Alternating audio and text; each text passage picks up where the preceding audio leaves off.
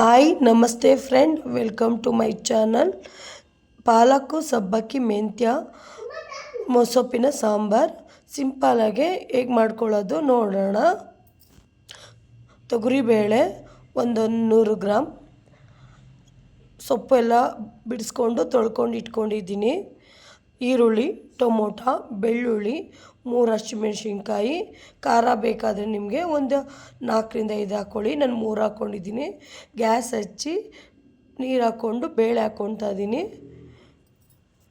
ಬೇಳೆ ನಂತರ ತೊಳೆದಿಟ್ಕೊಂಡಿರೋದು ಪಾಲಕ್ಕು, ಸಬ್ಬಕ್ಕಿ, ಮೆಂತ್ಯ ಸೊಪ್ಪು, ಟೊಮೆಟೊ, ಹಸಿಮೆಣ್ಸಿನ್ಕಾಯಿ,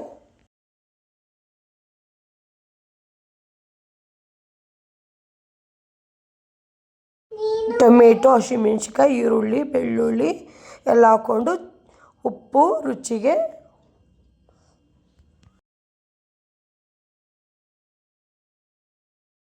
ಕುಕ್ಕರ್ಗೆ ಹಾಕ್ಕೊಂಡು ಕೂಗಿಸ್ಕೊಳ್ಳೋಣ. ಕೂಗಿಸ್ಕೊಂಡ್ಮೇಲೆ ಸೊಪ್ಪು ಎಲ್ಲ ಕೂಗಿದೆ. ಕೂಗಿರೋದನ್ನ ಸೊಪ್ಪೆಲ್ಲ ಸೋಸ್ಕೊತಿದ್ದೀನಿ. ಸೊಪ್ಪು ಸಪ್ರೇಟಾಗಿ ಮಾಡಿಕೊಂಡೆ.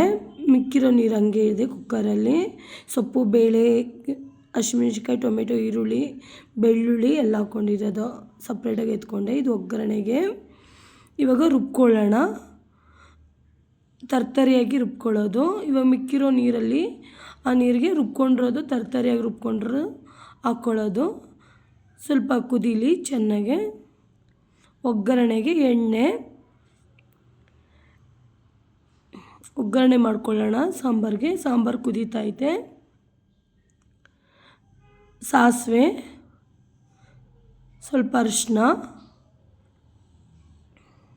ಕರಿಬೇವು, 1-2 ಒಣಮೆಣಸಿನ್ಕಾಯಿ ಇಷ್ಟೆಲ್ಲ ಹಾಕಿ ಸ್ವಲ್ಪ ಒಗ್ಗರಣೆ ಆದಮೇಲೆ ಕುದೀತಿರೋ ಮೊಸೊಪ್ಪಿನ ಸಾಂಬಾರಿಗೆ ಒಗ್ಗರಣೆ ಹಾಕ್ಕೊಳ್ಳೋದು. ಹಾಕ್ಕೊಂಡು ಸ್ವಲ್ಪ ಮಿಕ್ಸ್ ಮಾಡಿ ಕುದೀಲಿ. ಸ್ವಲ್ಪ ಒಂದು 3ರಿಂದ 4 ನಿಮಿಷ, ಅಂದಾಜು ಒಂದು 5 ನಿಮಿಷ ಕುದಿಸ್ಕೊಳ್ಳೋಣ ಸಾಂಬಾರಿಗೆ. ಬಿಸಿ ಬಿಸಿ ಅನ್ನಕ್ಕೆ ಸೊಪ್ಪಿನ ಸಾಂಬಾರು ರೆಡಿಯಾಗಿದೆ.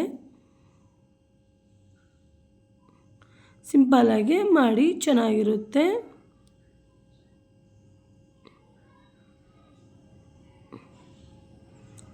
ಲೈಕ್ ಮಾಡಿ, ಸಬ್ಸ್ಕ್ರೈಬ್ ಮಾಡ್ಕೊಳ್ಳಿ, ಕಮೆಂಟ್ ಮಾಡಿ ಫ್ರೆಂಡ್ಸ್. ಟೇಕ್ ಕೇರ್, ಬಾಯ್.